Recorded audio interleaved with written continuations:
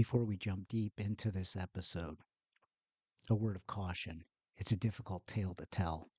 It's also very high profile and a very prominent story in the news as we speak.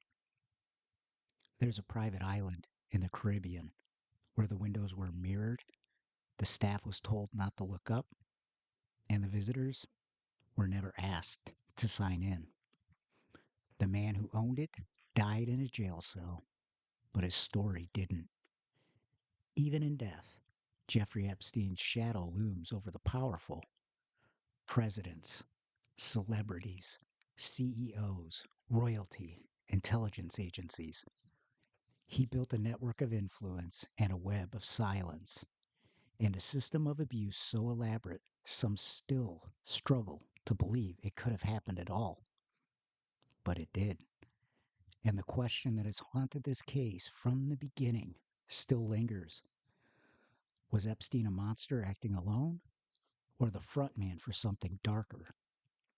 Tonight on the Midnight Mystery Archive, we begin the first of a two-part investigation into the life, death, and crimes of Jeffrey Epstein, and the sudden reversal this week by the Justice Department, claiming of all things there was no list, no clients, no conspiracy.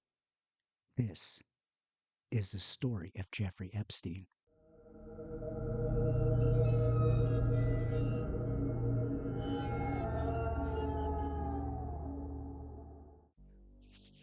Jeffrey Edward Epstein was born in Brooklyn in 1953. Bright, charismatic, ambitious. He had no college degree, but somehow landed a teaching job at the elite Dalton School in Manhattan, where his students were the children of New York's wealthiest families. From there, doors opened. In the early 1980s, Epstein pivoted to finance, working at Bear Stearns before launching his own mysterious firm. He claimed to manage the assets of billionaires. But unlike other hedge funds, there were no client lists, no public records, and no performance data. And yet, somehow he thrived. Some say Epstein was a financial genius. Others believe he was simply a bagman, helping the ultra-rich move money discreetly or laundering funds for black budget projects. His ties grew rapidly. Les Wexner, CEO of L Brands and the man behind Victoria's Secret, handed Epstein power of attorney over his fortune. Bill Clinton flew on Epstein's private jet over 24 times. Donald Trump was a former friend, calling Epstein a terrific guy, 2002. Prince Andrew vacationed with him and was later accused of rape by one of Epstein's victims. But the deeper Epstein went into the elite, the more disturbing the patterns became. At the heart of his empire was Little St. James, a private island in the U.S. Virgin Islands. Locals called it Pedophile Island. The island wasn't just a hideaway, it was a fortress. Video surveillance everywhere, allegations of secret tunnels and underground rooms, staff who signed NDAs, flight logs filled with powerful names, lawyers, models, scientists, political operatives. Epstein would fly girls in, some underage, some recruited under false pretenses, and allegedly trade them like property, grooming them for himself and others. Several survivors, including Virginia Joffrey and Sarah Ransom, later described the abuse as systematic, coercive, and protected. But no matter how damning the evidence, Epstein always escaped accountability, at least at first.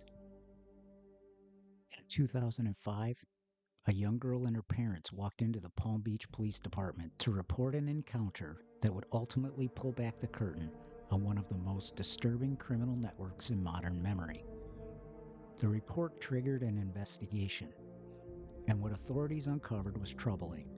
A pattern of exploitation centered on a single individual, Jeffrey Epstein, and a growing number of vulnerable young women who described similar, deeply troubling experiences at his Florida mansion. Many of them had been approached by other girls, offered cash, and even promised opportunity. What followed, investigators believed, pointed to a deliberate, organized pattern of grooming and abuse. Epstein's Palm Beach estate became the focal point of the investigation. It was no ordinary home, but a fortified property with surveillance cameras, strict household rules, and a steady rotation of visitors. Local police documented dozens of statements. The evidence, both testimonial and physical, painted a grim picture. Chief Michael Reeder of the Palm Beach Police Department took the unusual step of referring the case directly to the FBI, believing the scope was too broad for local law enforcement. The FBI launched what it called Operation Leap Year, a federal-level investigation to explore potential sex trafficking, violations, and broader criminal conduct. In 2007, prosecutors had built what many saw as a strong federal case. But instead of filing charges, Epstein's legal team negotiated a deal with U.S. Attorney Alexander Acosta. This non-prosecution agreement allowed Epstein to plead guilty to 2 lower-level state charges, imposed a 13-month sentence in a county jail, permitted daily work release, allowing him to leave the facility up to 12 hours a day, granted immunity to unnamed individuals who might have been part of the broader operation, and critically, was kept secret from the people most affected, the alleged victims. This move violated the Crime Victims' Rights Act, which requires that victims be notified of plea deals in cases involving federal crimes. During his sentence, Epstein continued to operate his business affairs. He was driven to and from his office. He spent nights in jail but lived his days in freedom. No co-conspirators were ever charged. No clients were ever named. And the agreement effectively closed the door on further federal action. It would remain that way for more than a decade.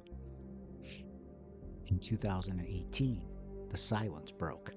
Investigative journalist Julie K. Brown of the Miami Herald published a bombshell report that re-examined the Florida case, gave survivors a voice, and laid bare the details of the secret plea deal. Public outrage followed. Congress called hearings, and under pressure, the Department of Justice reopened the case.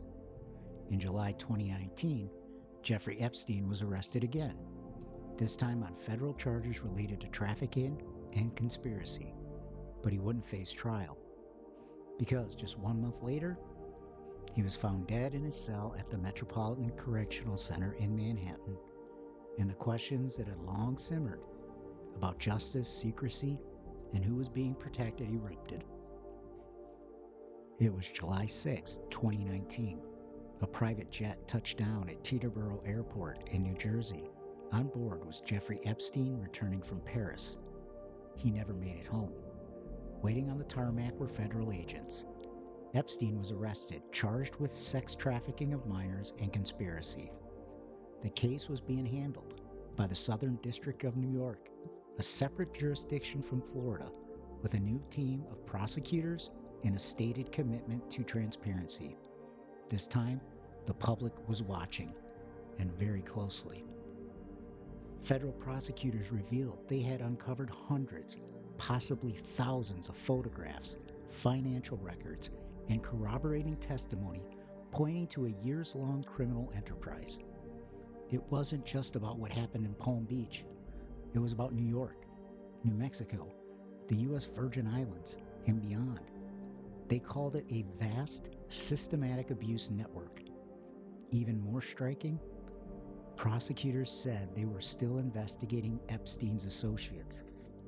For the first time, there was talk of potential co-conspirators being named, and there were rumors, unconfirmed, that some of those names could be very powerful, very prominent, and very protected. The pressure was mounting. The trial could be historic, and then, just 5 weeks later, everything ended. On August 10, 2019, at approximately 6:30 a.m., Corrections officers at the Metropolitan Correctional Center in Manhattan entered Epstein's cell. He was dead. The official cause? Suicide by hanging. But the circumstances immediately raised suspicion. Epstein had allegedly attempted suicide just weeks earlier and was placed on suicide watch, only to be removed days later. The 2 guards on duty that night claimed they fell asleep. Surveillance cameras outside Epstein's cell malfunctioned. His cellmate had been transferred, leaving Epstein alone. The jail was understaffed. And according to the autopsy, Epstein had multiple fractures in his neck, which some experts claimed were more consistent with strangulation than hanging. It read like a checklist of conspiracy fuel. Public reaction was swift and cynical. Social media exploded with one phrase: Epstein didn't kill himself. It became a meme, a joke, a catchphrase that disguised the deep, unsettled feeling that something or someone had stopped the truth from coming out. Investigations were launched. Prison staff were questioned. Attorney General William Barr said he was appalled. But no one else was charged in connection to Epstein's death. And just like that, the most notorious defendant in the world was gone. Without a trial, there would be no cross-examinations, no witness lists, no discovery, no sworn testimony from powerful people. The victims, who had waited over a decade, were again left without justice. Ghislaine Maxwell would later be arrested and tried. She was convicted in 2021, but the list of co-conspirators remained sealed. The documents were never fully released.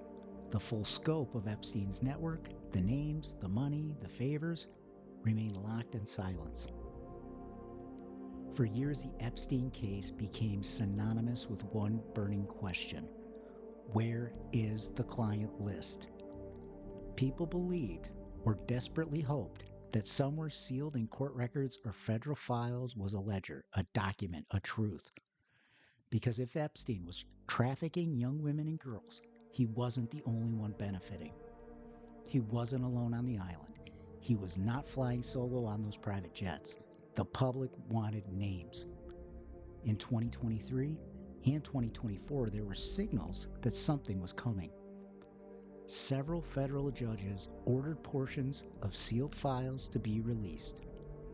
Maxwell's trial transcripts revealed names, some redacted, some hinted at. Survivors spoke out again. Some said they were threatened. Others said they were ignored. Members of Congress began to apply pressure. A few prominent officials went on record demanding full transparency. And the Department of Justice began what they described as a full and final review of the Epstein case in early 2025. Then came the turning point. This past Monday, July 7, 2025, the U.S. Department of Justice issued a formal public statement that read, "After exhaustive review of sealed documents, court filings, investigatory material, and corroborated testimony, we have found no definitive client list associated with Jeffrey Epstein's criminal activity. While we acknowledge the presence of high-profile individuals in social proximity to Epstein, we found no prosecutable evidence of direct involvement in his crimes. The department considers this matter closed." This after months of claiming there was a trove of information. As you can imagine, the reaction was immediate. Hashtag surge, where is the list? Hashtag DOJ cover-up. Hashtag justice for survivors. Politicians demanded hearings. Conspiracy theorists ramped up their claims. Memes flooded every platform, some darkly humorous, others venomous. Many saw the announcement as an attempt to draw a final curtain. But for a story like Epstein's, the curtain never quite stays closed. Why the reversal? Why now? The DOJ insists there was never a list only speculation inflamed by public imagination. This less than 2 months after the Attorney General says in an interview the list was on her desk. But what about the flight logs with unredacted names? We know some of the people on that list: Trump, Bill Clinton, celebrities, Prince Andrew, you name it. The visitors to the island logged by Epstein's staff, the sealed financial transactions. And if those weren't a list, then what exactly were they? Survivors argue this isn't about internet rumors or hashtags. It's about being heard and believed. Some believe the DOJ made a calculated decision: close the book, protect institutions, avoid collapse. Others argue the case was always more smoke than fire, that conspiracy filled in the blanks where facts were never fully known. But whether Epstein acted alone or as part of a broader, shadowy network, he took the truth with him. Jeffrey Epstein is dead. His empire is dismantled. His secrets buried. Now, maybe forever. But so many questions remain. Why was he protected for so long? Who else knew and said nothing? And why, after all this time, does it still feel like the most important answers are the ones we're never allowed to hear? Again, this is part 1 of a 2-part series. Next time, we go deeper into the theories, evidence, and false trails surrounding Epstein's death, the influence of intelligence agencies, and the long shadow of powerful connections that still shape how the world remembers this case. Because when the powerful write the ending, the truth is the first thing to be erased. As a reminder, the Midnight Mystery Archive releases episodes every Tuesday, every Friday on your favorite podcasting apps: Spotify, Apple Podcasts. Until next time.